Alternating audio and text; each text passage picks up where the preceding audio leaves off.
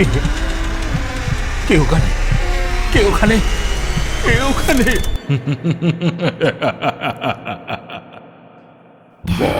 ভুতুরে, যেখানে জীবিত সব চরিত্র।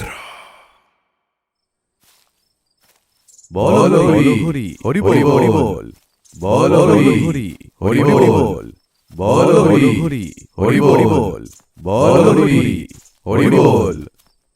আমরা চারজন ধীরে ধীরে শ্মশানের পথে এগিয়ে চলেছি। সবে সবে সন্ধ্যা নেমেছে। দিনের আলো তখনও পুরোপুরি মিলিয়ে যায়নি। আমাদের পাড়ার খেন্তি বুড়ি আর নেই। বহুদিন ধরে অসুখে ভুগে ভুগে আজ সকালেই তার মৃত্যু হয়েছে। সংসারে তার আর কেউ নেই। গরিব বিধবা বয়স্ক বৃদ্ধা ঠোঙা বানিয়ে নিজের খরচ চালাত। নিজের বলতে এই পাড়া আর পাড়ার মানুষজনই ছিল তার শেষ আশ্রয়। তাই তার মৃত্যুর পর দাহ করার দায়িত্ব এসে পড়েছে পাড়ার ক্লাবের ছেলেদের কাঁধে। সেই দায়িত্ব নিয়েই আমরা চার বন্ধু আজ তার এই নিথর দেহ কাঁধে নিয়ে বেরিয়েছি। কাশবনিয়া গ্রামের শ্মশানটা গ্রাম থেকে খানিকটা দূরে। দিনের বেলাতেই এই পথটা লম্বা মনে হয়। সন্ধ্যার পর যেন এই পথটা আরও দীর্ঘ হয়ে যায়। তার ওপর আজ গরমটাও ভালোই পড়েছে। মিথ্যে বলবো না, এই লাশ কাঁধে নিয়ে হাঁটতে আমাদের সবারই কষ্ট হচ্ছিল। তবু থামার উপায় নেই। বল হরি হরি বল, বল হরি হরি বল, বল হরি হরি বল। মাটির রাস্তার দুপাশে নিচু কুঁড়ে ঘরগুলোতে টিমটিম করে সন্ধ্যা প্রদীপের আলো জ্বলে উঠেছে। রাস্তার পাশের চায়ের দোকানগুলোতেও সন্ধ্যের জমায়েত বসে গেছে। এমন সময় বিজন আফসোসের সুরে বলে উঠল, আজ রবিবার, কোথায় ভেবেছিলাম ক্লাবে বসে আড্ডা দেবো, তা না করে এখন শ্মশানে যেতে হচ্ছে। এসব বলিস না, দেখবি খেন্তি বুড়ি উঠে তোর গলাটাই টিপে ধরেছে। হারু ছেলেটি একটু ভীতু, অন্ধবিশ্বাসী আর কুসংস্কারী। আমার কথা শুনেই সে আঁতকে উঠল। এই বাপ্পা, বাজে কথাগুলো বলিস না তো। মা বলে পর সন্ধেবেলা এসব বললে নাকি অমঙ্গল হয়। দেবু খিকখিক করে হেসে বলল,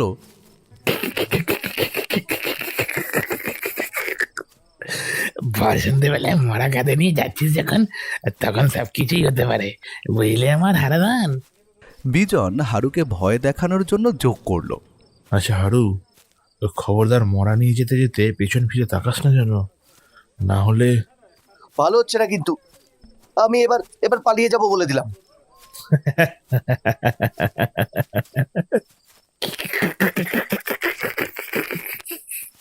বিজন আর দেবু হেসে উঠল।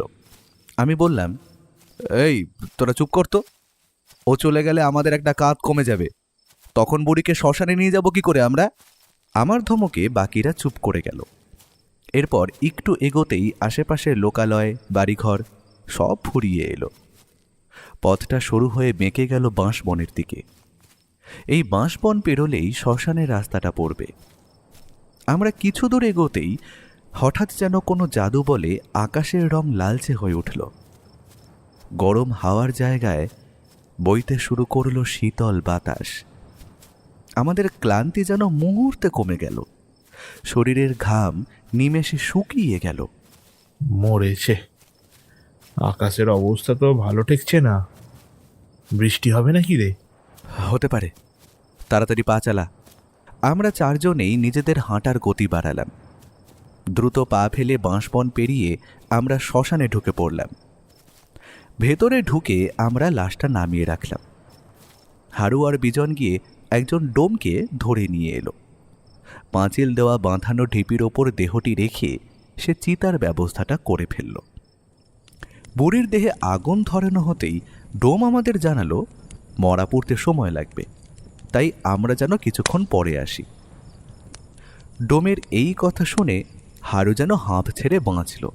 আরে ও তো ঠিকই বলেছে, শ্মশানে বসে বসে বুড়ি পুড়ছে, সেটা দেখার ইচ্ছে নেই আমার। চল আমরা বেরিয়ে যাই।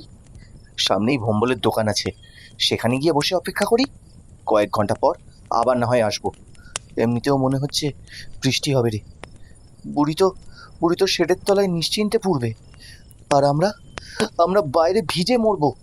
তার চেয়ে ভালো না, চল বোম্বলের চায়ের দোকানে বসে একটু চা আর তেলে ভাজা খেয়ে আসি। চল। আমরা হারুর কথা মতোই কাজ করলাম। ডোমের হাতে কিছু পয়সা দিয়ে শ্মশান ছেড়ে বেরিয়ে পড়লাম। শ্মশান থেকে মিনিট 2 হাঁটলেই ভোম্বলের চায়ের দোকান। এই শ্মশান চত্বরে আর কোনো চায়ের দোকান নেই, কেবল এই ভোম্বলের দোকানই একমাত্র ভরসা। আমরা সেই দিকেই পা বাড়ালাম। ততক্ষণে বাতাসের গতি বেশ বেড়েছে। আকাশে গুম গুম করে চাপা শব্দ হচ্ছে, যে কোনো সময় বৃষ্টি নামবে। কিছুক্ষণ পর দোকানের সামনে পৌঁছে দেখি দোকান ফাঁকাই আছে। ভোম্বল বেঞ্চে বসে বসে ঢুলছে। আমি কাছে গিয়ে ওকে ডাকলাম, এই ভোম্বল, কিরে ঘুমোচ্ছিস নাকি? হ্যাঁ, কে কে এলো? এই যে তোর ঠাকুরদা নিজের বন্ধুদের সাথে এখানে চা খেতে এসেছে রে শালা। দোকান খুলে তুই ঘুমোচ্ছিস? লজ্জা করে না? ভোম্বল তাড়াতাড়ি উঠে দাঁড়িয়ে একটু লজ্জা লজ্জা গলায় বলল, না, আসলে আজ খদ্দের তেমন নেই তো, তাই এই চোখটা লেগে গিয়েছিল। আপনারা চা খাবেন তো? আরে চা তো খাবোই, কিন্তু শুধু চা কেন? তেলে ভাজা হবে না? হবে হবে, একদম হবে। আপনারা আপনারা বসুন না। এই আমি আমি স্টোভ জ্বালিয়ে এক্ষুনি করে দিচ্ছি, জানেন। আমরা মুখোমুখি দুটো বেঞ্চে বসে পড়লাম। একদিকে আমি আর হারু, আর আমাদের ঠিক সামনে দেবু আর বিজন। বাইরে বাতাস তখন আরও জোরে বইতে শুরু করেছে। টিপ টিপ করে বৃষ্টি পড়ছে। তো বিজন বলল, সকাল থেকে এত গরম ছিল, আর এখন মুহূর্তের মধ্যে কেমন ঠান্ডা হয়ে গেল দেখছিস? একেই বলে প্রকৃতির খেয়াল। ঠিকই বলেছিস রে, এই সময় ক্লাবে বসে আড্ডা দিলে কত ভালো হতো বল। হ্যাঁ, কেন, এখানেই বা কাম কি আছে? ক্লাবেও তো আমরাই থাকতাম, আড্ডার জায়গাটাই তো শুধু বদলেছে, আমরা তো একই আছি। এই বৃষ্টির মধ্যে চা আর তেলে ভাজার সঙ্গে গল্প শোনার মজাটাই কিন্তু আলাদা। ঠিক বলেছিস বাপ্পা। আর সেই গল্পটা যদি ভূতের হয় তাহলে তো কথাই নেই। ধুর, ওইসব গাঁজা করে গল্প শুনতে না আমার একদম ভাল লাগে না। ভূতের গল্প মানে গাঁজাখুরি, এই কথা ঠিক, কিন্তু কিন্তু শুনতে যে মজা লাগে সেটা তো অস্বীকার করা যায় না। আসলে আমরা সকলেই অল্প স্বল্প ভূতে বিশ্বাস করি। না ভাই, আমি ভূতে বিশ্বাস করি না। হারু অবাক হয়ে আমার দিকে তাকিয়ে বলল, সত্যি তুই ভূতে বিশ্বাস করিস না? না রে, সবাই তোর মতো তোর ভীতু হয় না। কিন্তু ভূতে বিশ্বাস করিস না কেন? ভূত তো সত্যিই আছে। তাই নাকি? তুই দেখেছিস?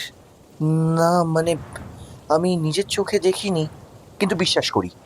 আমি আবার চোখে না দেখলে এসব কিছুই বিশ্বাস করি না ভাই। আমি কথাটা একটু জোর দিয়েই বললাম।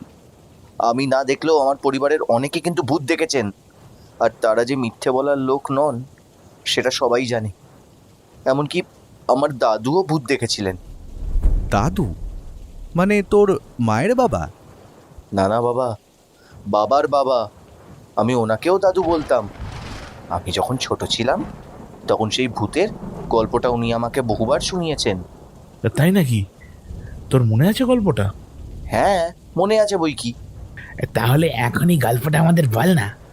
এখন মানে এখনই ভূতের গল্প বলবো? সামনে শ্মশান, মরা পড়ছে রে, এর মধ্যে ভূতের গল্প? আরে ভয় পাচ্ছিস কেন? আমরা তো সবাই আছি। আরে বল না ভাই, তুই এমনিতেই কত গুছিয়ে কথা বলিস জানিস তো তুই। তোর মুখে গল্প শুনতেও ভালো লাগবে, আর আমাদের সময়টাও কেটে যাবে। হারু কয়েক সেকেন্ড চুপ করে রইল, তারপরে বলল, আচ্ছা ঠিক আছে, তবে আগে চার তেলে ভাজাটা আসুক।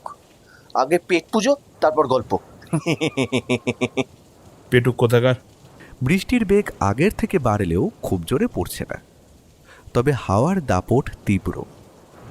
আমরা ভোম্বলের দোকানের টিনের চালার নিচে বসে থাকলেও হাওয়ার ঝাপটায় বৃষ্টির ছাঁট মাঝে মাঝেই গায়ে এসে লাগছে। এর মধ্যেই চা আর তেলে ভাজাও এসে গেল। হারু একেবারে হামলে পড়ে সবার আগে একটা বেগুনি তুলে নিল। আমরা তিনজন চুপচাপ ওর দিকে তাকিয়ে রইলাম। বেগুনি শেষ করে চায়ের ভাঁড়ের দিকে হাত বাড়াতেই বিজন বলল, এই, তুই এবার গল্প শুরু করবি কি, না খালি গিলেই যাবি? হারু একটা ভাঁড় তুলে নিয়ে হেসে বলল, আরে বলছি রে বাবা, বলছি। এই বলে সে চায়ের ভাঁড়ে একটা লম্বা চুমুক দিল। তারপর ভাঁড়টা পাশে রেখে মাটির দিকে একদৃষ্টে তাকিয়ে রইল। বুঝলাম মনে মনে ও গল্পটা গুছিয়ে নিচ্ছে।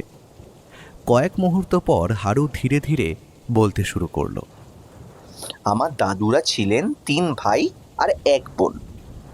দাদু ছিলেন সবার ছোট। তার দিদি কমলার বিয়ে হয়েছিল সেই বছরের বৈশাখ মাসে। বকুলবাটি একটা ওই গ্রাম বলতে পারিস। সেই বছরই পড়েছিল তাদের প্রথম জামাই ষষ্ঠী। প্রথমবার বলে কথা, মেয়ে জামাইকে তো আর সাধারণভাবে নিমন্ত্রণ করলে চলে না। তাই পরিবারের সকলে মিলে সিদ্ধান্ত নিল বাড়ির ছোট ছেলে অর্থাৎ আমার দাদুকেই পাঠানো হবে। দিদি আর জামাইবাবুকে আনতে যাবে। দাদুও উৎসাহ সহ দিদির শ্বশুরবাড়ির উদ্দেশ্যে রওনা দিলেন। বকুলবাটি ছিল একেবারে পচ মারাগা, বুঝলি। সেখানে খুব বেশি ট্রেন থামতো না। বিকেলের দিকে মাত্র একটা ট্রেনই যেত, ওই বকুলহাটির দিকে। দাদু সেই ট্রেনেই উঠলেন। প্রায় 3 ঘন্টা যাত্রা করার পর সন্ধ্যা প্রায় 7টা নাগাদ তিনি বকুলবাটি স্টেশনে নামলেন। ট্রেন চলে যেতেই চারপাশ হঠাৎ খুটখুটে অন্ধকারে ঠেকে গেল। স্টেশন একেবারে ফাঁকা, নির্জন।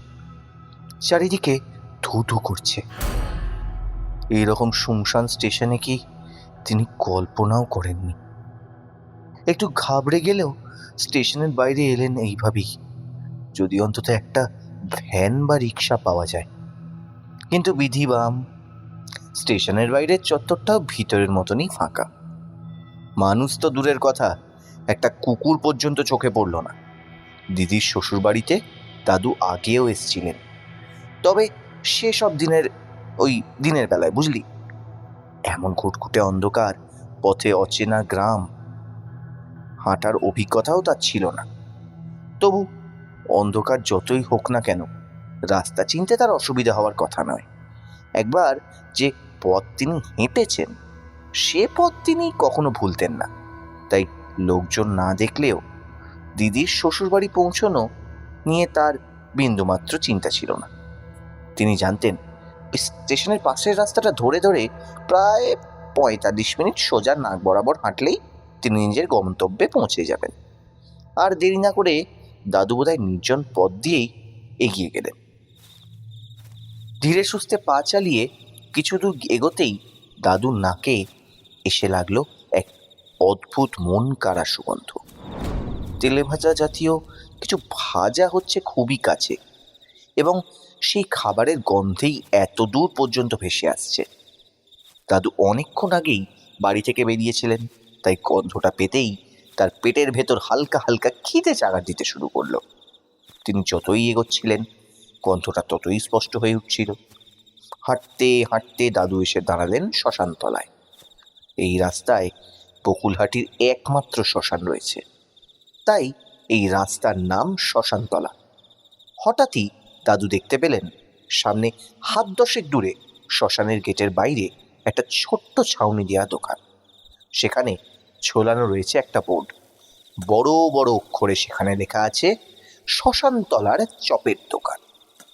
মাঝবয়সী একজন লোক কালো কড়াইতে তেলে ভাজা ভাজছে।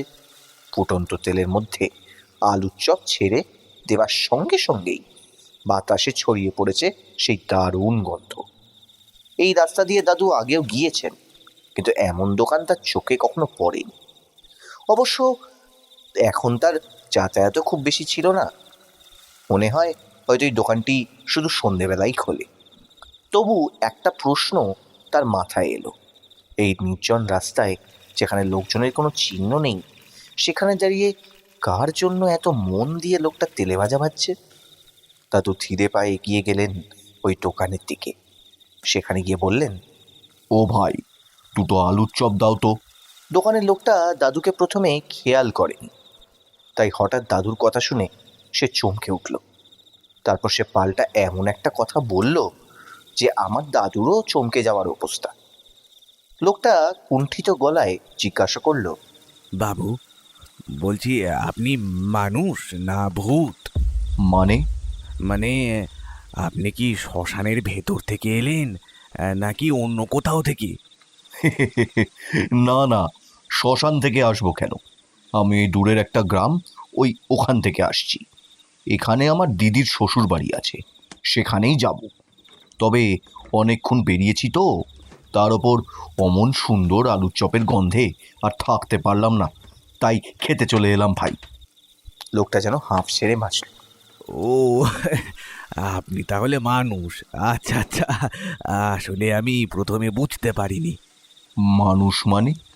তোমার কাছে কি মানুষ ছাড়া আর কেউ চপ খেতে আসে নাকি? ও, ছাড়ুন বাবু, এসব কথা বলে আর কি হবে।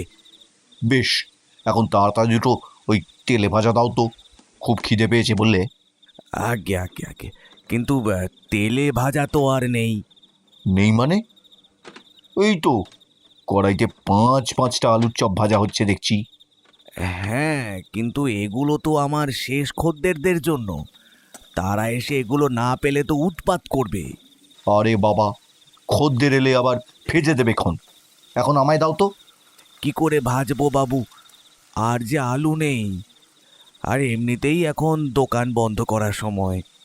আরে বাবা, তোমার খদ্দেররা তো রোজই তোমার হাতে তেলে ভাজা খায়, আমি তো শুধু আজই খেতে এলাম, কালই চলে যাব। আর তাছাড়া রাস্তাঘাট তো পুরো ফাঁকা, এত রাত্রে আর তোমার খদ্দেররা আসবে না, আমায় দিয়ে দাও। না বাবু, ওরা আসবে। ওরা রোজ রাত করেই আসে। আচ্ছা বাবা, আমি তো সব কটা চপ চাইছি না, দুটো খাবো মাত্র, বাকি তিনটে তুমি ওদের মধ্যে ভাগ করে দিও খন। অনেক টানাপোড়েনের পর শেষমেশ দোকানদার বাধ্য হলো দাদুকে দুটো আলুর চপ দিতে। শালপাতায় মোড়া গরম গরম মুচমুচে চপের গন্ধেই দাদুর মনটা একেবারে হলে গেল, বুঝলি।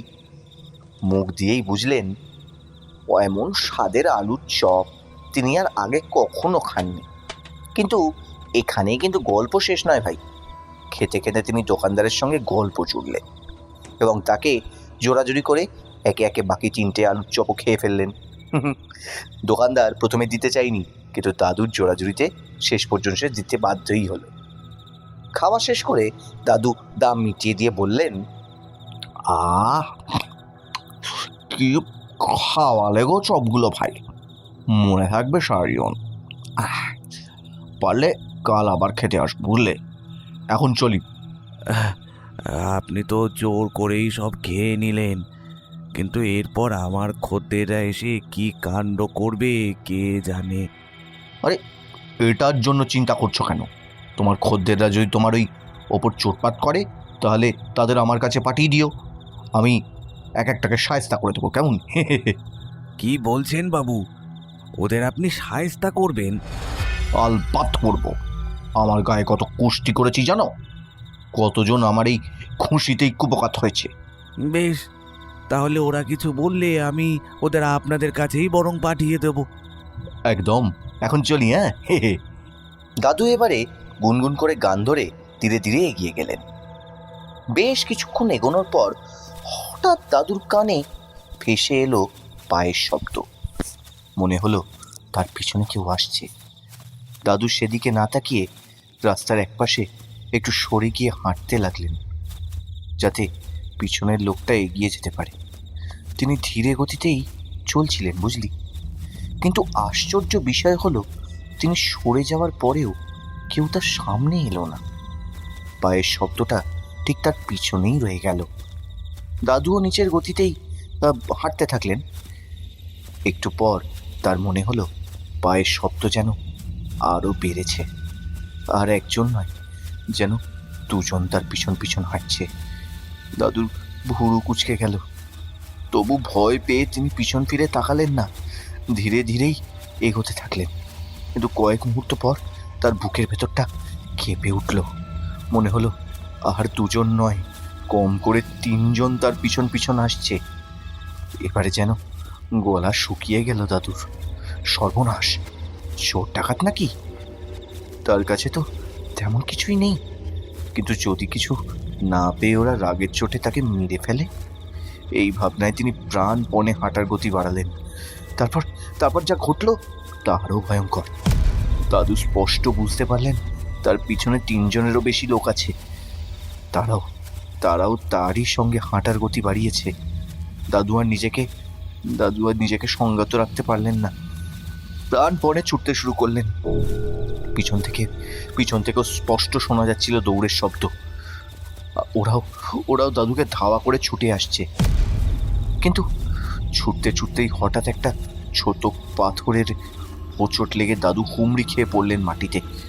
ঠিক সেই মুহূর্তেই তিনি অনুভব করলেন অনেকেই তার পিছনে এসে দাঁড়িয়েছে। তারা যেন ঝুঁকে পড়েছে দাদুর ওপর। কাঁপতে কাঁপতে দাদু পিছন ফিরে তাকালেন আর স্তম্ভিত হয়ে গেলেন। তার পিছনে কেউ নেই, চারপাশ একবারে ফাঁকা। তিনি রীতিমতো অবাক হলেন। আশপাশে কোনো গাছপালা নেই লুকোনোর মতো কোনো জায়গা। খোলা স্থানে এত লোক এক মুহূর্তে অদৃশ্য হয়ে যেতে পারে না। তবে কি ভুল শুনেছিলেন? ধীরে ধীরে উঠে দাঁড়িয়ে তিনি কিছুক্ষণ স্থির হয়ে চারিদিকে তাকিয়ে রইলেন। না, সত্যিই তো কেউ নেই। তবে সবটা কি তার মনের ভুল, নাকি হঠাৎ করে তার মাথাই খারাপ হয়ে গেল? এখনই মুখ চোখে একটু জল দেওয়া দরকার, এই ভেবে তিনি ধীরে ধীরে কোনো রকমে উঠে দাঁড়ালেন। কাছাকাছি চাঁদের আলোয় তিনি একটা পুকুর দেখতে পেলেন। তিনি সেই দিকে এগিয়ে গিয়ে উবু হয়ে বসে মুখে আর ঘাড়ে জল দিতে লাগলেন। তবে সবে তিনি একটু স্বস্তি পেয়েছিলেন, কিন্তু ঠিক তখনই তার কানে এলো বুদবুদের শব্দ। মনে হলো কেউ বা কারা যেন জলের তলায় শ্বাস নিচে নিচে জল থেকে উঠে আসছে। বিস্ময়ে দাদু তাকিয়ে দেখলেন পুকুরের জলের কেবল এক জায়গায় নয়, একের পর এক নানা জায়গায় বুদবুদ উঠছে। প্রথমে একটি, তারপর আরেকটি, ক্রমে জলের ওপর বিভিন্ন জায়গায় ছড়িয়ে পড়ল অস্বাভাবিক নড়াচড়া। সেই দৃশ্য দেখে দাদু পাথরের মতন স্থির হয়ে গেলেন। চোখ তার প্রায় কোটর ছেড়ে বেরিয়ে আসার উপক্রম। এরপর রূপলি জ্যোৎস্নায় তিনি ভয়ঙ্কর এক দৃশ্য দেখলেন। জলের তলা থেকে ধীরে ধীরে কারা যেন উঠে আসছে। ক্রমেই তাদের মাথার উপরিভাগ দৃশ্যমান হচ্ছে। একে একে 5টা মাথা উঠে এলো জল থেকে। মুখগুলো তাদের স্পষ্ট নয়, বলা যায় তারা যেন ছায়া শরীর, কিন্তু তাদের চোখগুলো আগুনের মতন জ্বলজ্বল করছে। দাদুর যেন হুঁশ ফিরল। তিনি পালাতে উদ্যত হতেই ছায়ামূর্তিগুলো ঝড়ের বেগে তার দিকে ছুটে এলো। দাদু দৌড়াতে যাবেন, এমন সময় তার পা চেপে ধরল একটা কালো বিভৎস হাত। দাদু প্রাণপণে নিজেকে সেই বাঁধন থেকে ছাড়ানোর চেষ্টা করলেন, কিন্তু সেই শক্ত বাঁধন থেকে তিনি কিছুতেই মুক্তি পেলেন না। ধীরে ধীরে অজস্র হাত তার পা ধরে টানতে শুরু করলো। দাদু দেখলেন 5টা ছায়ামূর্তি গোঙাতে তাকে চেপে ধরেছে আর জলে টেনে নিয়ে যাওয়ার চেষ্টা করছে। তাদের সেই পৈশাচিক গোঙানির মধ্যে মিশে আছে চাপা ক্রোধ। দাদু তখন প্রায় বাঁচার আশা ছেড়েই দিয়েছিলেন, কিন্তু রাখে হরি আর মারে কে। ঠিক সেই মুহূর্তেই তিনি শুনতে পেলেন একজন পরিচিত কণ্ঠস্বর। ওই বাবুকে ছেড়ে দে তোরা। দাদু মুখ তুলে দেখলেন তার সামনে দাঁড়িয়ে আছে সেই চপের দোকানের লোকটা। ছায়ামূর্তির দিকে তাকিয়ে সে কঠিন স্বরে বলল, নোলা কম নয় তোদের। একটা দিন তেলে ভাজা খেতে পাসনি বলে এত রাগ? মরে গিয়েও তোদের লোভ গেল না? এখনই ওনাকে ছেড়ে দে বলছি, নইলে কাল থেকে তোরা তোদের খাওয়ার খোরাক পাবি না, কিন্তু এই বলে দিলুম। ছাড় বলছি, ছাড় ওনাকে। তার কথা শেষ হতেই ছায়ামূর্তিগুলো ধীরে ধীরে দাদুর পা ছেড়ে দিল। একে একে তারা জলে নেমে মুহূর্তের মধ্যেই অদৃশ্য হয়ে গেল। দাদু তখন আর দাঁড়াতে পারলেন না। হামাগুড়ি দিয়ে কোনো ক্রমে উঠে দোকানদারের কাছে এসে তাকে জড়িয়ে ধরে বললেন, আজ তুমি না থাকলে আমি মরেই যেতাম, কিন্তু এরা কারা? কেন এরা আমার পিছু নিয়েছিল? ওরা ভূত, যাকে বলে অতৃপ্ত আত্মা। দোকানদার নিচু গলায় বলে চলল, এই দোকান যবে থেকে খুলেছি তবে থেকেই রাত হলে ওরা আমার কাছে আসে।